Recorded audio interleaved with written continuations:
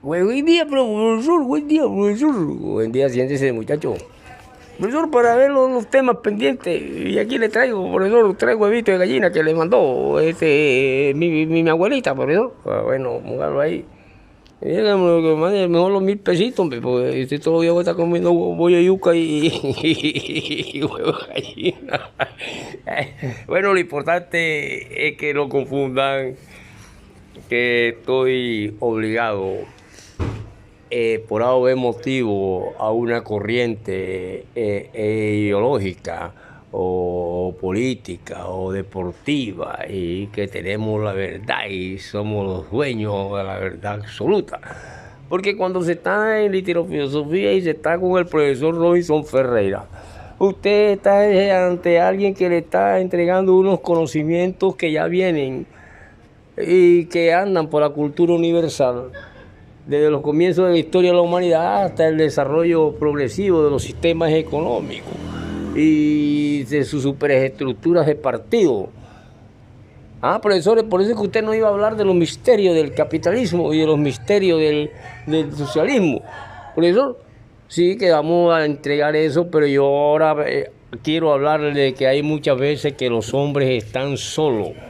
Y están tan solos en su dialéctica lógica y están tan solos en su vida y combatiendo contra un mundo, contra unas tempestades, contra una naturaleza o contra las vendavalistas sociales y económicas. Y es lo que pasa con los sistemas que todavía no hemos comenzado, pero que han tenido gente en su superestructura de partido, y eso es lo que sucede entre el capitalismo y el socialismo, que apunta hacia un comunismo. Y por eso hablamos que si ya hay un país socialista es precisamente los más grandes que han avanzado en el capitalismo, como es la raza judía, y de la cual nos vienen las tres fuentes del judaísmo, de los cuales se desprenden el musulmanismo, el cristianismo y la religión toraica. Por lo tanto, cuando hablo de un hombre solo, estoy hablando, por ejemplo, de Ulises. Ustedes han escuchado la historia de Ulises, que cuando vamos viendo, por ejemplo, el libro de Manuel Crespo, por ejemplo, en las cuestiones poéticas. Profesor, pero usted no puede hablar de los versos memorables de grandes poetas del mundo. Claro, el día que quieran una clase, cómo no. Ahora quiero decirles que nosotros vimos en Homero la Odisea, la historia del largo viaje de Ulises a Ítaca después de la guerra de Troya. Es el libro de aquella antigüedad en el que el siglo XX se vio a sí mismo. Allá en 1911, como nuestro destino, el destino de cada cual, que nos enriquece aunque lo hallemos pobre. Termina el poema porque Ítaca no nos ha engañado. Ítaca nos ha engañado a Ulises. Ítaca era un punto donde había que llegar, que lo volvió sabio con tantas experiencias. Por eso es que Jim Jones publica su libro Ulises, que tiene que ver con este hombre y esa mujer digna de él. Sí, profesor, pero usted no quería hablar hoy que hay precisamente en los pueblos de La Peña, Baranoa, Campo de la Cruz, Bohorques, Manatí, Puerto Giraldo, Piojó, Juan de Acosta, Baranoa, en todo el departamento del Atlántico están surgiendo una cantidad de hombres que están en las tarimas arengando a la gente, arengándolas para buscar de ellos su voto y para buscar de ellos su aprobación. Y por eso, para mí es un placer decir que mi gran amigo, que no me está mandando ni un bollo de yuca, porque es el hombre más humilde y sencillo, que es el doctor Fernando Oñoro. Fernando Oñoro lo conocí aquí en una marcha, aquí en Sevillar. Y Fernando Oñoro es uno de los que está arengando, buscando el consenso con su sabiduría, porque es un hombre entregado al pueblo. Fernando Oñoro va a ser uno de los delegados en representación nacional ante el gobierno nacional por el Polo Democrático. Este delegado, doctor Oñoro, el cual por lógica tendrá mi gran apoyo, porque es un gran amigo mío que lo conocí ahí, hablamos carratico, y me dice: Ferreira, voy a lanzarme, o no estoy lanzado, ya me escogieron para representar a la delegación por aquí, por el departamento del Atlántico, de estos pueblos, que cada uno tiene su representante con sus diferentes partidos. Y mi hermano, quiero, Ferreira, que me apoyes con tu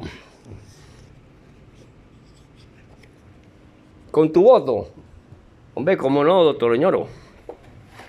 De tal manera que lo que quiero decir es que cuando nosotros entramos a lo que conocemos como la dialéctica lógica, nos damos cuenta que existe algo que se llama la idea.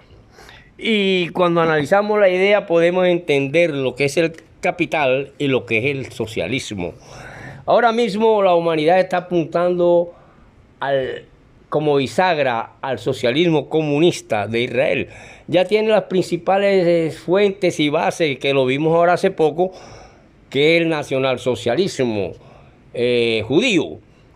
Prácticamente esta comunidad es dueña de gran parte del mundo y amasó lo que es el capital, y por eso les quise hablar de los misterios del capital, para hablarle de poco a poco, porque todavía no se ha dado en ninguna parte del mundo, porque el hombre no está capacitado para vivir donde es preponderante la vida ante la vanidad. Por ejemplo, aquí vemos unos muchachos que nacen en el barrio con el ombligo de una cuarta, a pie descalzo, y que de pronto por algún motivo se convierten en ediles o se convierten en un ente manipulable por las cuestiones políticas locales.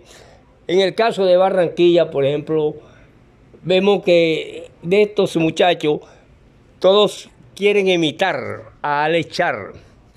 Quieren usar las camisitas como las usa Alex Char. Y quieren comprar con su raquítico sueldo, quieren comprar en los almacenes donde compra Alex Char. Así vemos cómo la imitación y la idea se adueña de nuestra mente. Y vemos mucha gente que si sale el pibe Valderrama con unas esclavitas de tela, hecha por los indios arahuacos, todo el mundo quiere usar lo mismo que usa el pibe Valderrama. Entonces nos hemos convertido en marionetas manejadas por la información y manejadas por los medios de comunicación, y creemos que esa es la verdad. Y la verdad no necesita ni que usted la crea. La verdad, lo que menos le interesa es que usted tenga fe en ella o no tenga.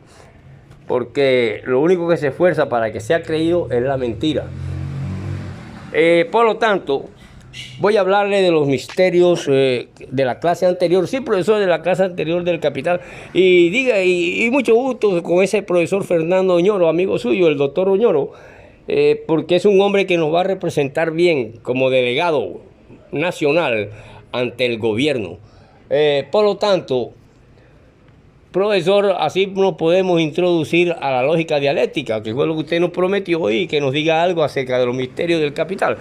En la clase pasada quedamos como vimos claramente a un hombre que fue marqués conde, que se acostó con todas las mujeres del mundo, de yate en yate, desgastando su fortuna.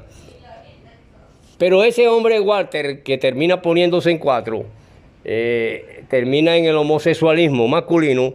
Ese Walter tuvo su primera relación sexual a los 5 años. ¿Cómo, profesor? Aquí estamos en una economía terrateniente, en una economía feudalista, en una economía monárquica, en una economía latifundista. Por eso le hablé de las poblaciones latifundistas, y que son la base y estructura de nuestro sistema que estamos viviendo, que ya no puede producir más nada sino guerras, muerte, asesinatos, robos, saqueos, deformación de la psique y el cuerpo humano, hasta el punto de convertirse en mercancía de venta. Así entramos a los misterios del capital, donde nosotros no podemos confundir este misterio del capital como potencial para crear revoluciones, porque sencillamente este misterio del capital no lo podemos confundir porque no llega a la riqueza de las naciones de Adam Smith o a la teoría general de Keynes, y mucho menos a equipararse al capital de Karl Marx. Por lo tanto, cuando ya entendemos esto, podríamos pasar a la cuestión filosófica del socialismo y así avanzar en nuestra clase. Ahora quiero decirles que un aplauso para el doctor Fernando Ñoro, porque vamos a estar bien representados, y decirle que el capital también tiene sus crecientes extralegalidades, pero que para llegar a la creciente extralegalidad, primero analicemos cómo hemos encontrado en este tercer mundo las actividades extralegales que brotan en un sistema legal que se impone e impone reglas que frustran las expectativas de aquello a quienes excluye. Y esto lo vimos en varios capítulos, ya les he dicho. Nosotros podemos ver claramente que hay cuestiones legales que pocos migrantes pueden alguna vez abrirse paso entre el papeleo. Por ejemplo, cuando nosotros queremos adquirir legalmente una duna en Egipto, se requieren de 14 años y 77 procedimientos burocráticos en 31 oficinas públicas y privadas, mientras que en Haití legalizar la compra de tierra privada requiere 19 años y 176 pasos burocráticos. Vean las cuestiones, cómo se mueven, sobre qué va a linear lo que nosotros conocemos como el capital. Por lo tanto, cuando volvemos legal, las cuestiones que tienen costo, es inevitable que también los tenga y que permanezcan al margen de la ley. Descubrimos que operan fuera del mundo, de ese mundo del trabajo y la empresa legales. Es sorprendentemente caro todo lo que aquí se vive. Por ejemplo, en el Perú, el costo de conducir una empresa extralegal incluye dedicar 10 a 15% de los ingresos y sobornos y comisiones para las autoridades. Podemos añadirle a esos pagos los costos de evitar multas y de hacer transferencias por fuera de los canales legales y de operar desde localidades dispersas y sin crédito. Y es por eso que la vida del empresario extralegal resulta mucho más costosa y problemática que la del empresario legal. Oiga, profesor, pero nosotros no sabíamos eso, y para eso están en Literofilosofía conmigo. No les exijo que crean todo lo que les digo, pero cuando están frente a mí están a alguien que les está dando una clase y que no soy dueño de ninguna verdad. Por lo tanto, cuando nosotros ya nos metemos a la génesis del concepto de idea en la filosofía antigua, podemos encontrar raíces del concepto de idea, al igual que la mayor parte de otras naciones filosóficas dentro del campo de las nociones. Podemos buscar en la filosofía antigua, en esa filosofía antigua que es natural y que resulta muy difícil. Primera vez este término aparece con significado. Las obras literarias, por ejemplo, permiten deducir que Demócrito fue uno de los primeros filósofos griegos que escribió un tratado sobre las ideas.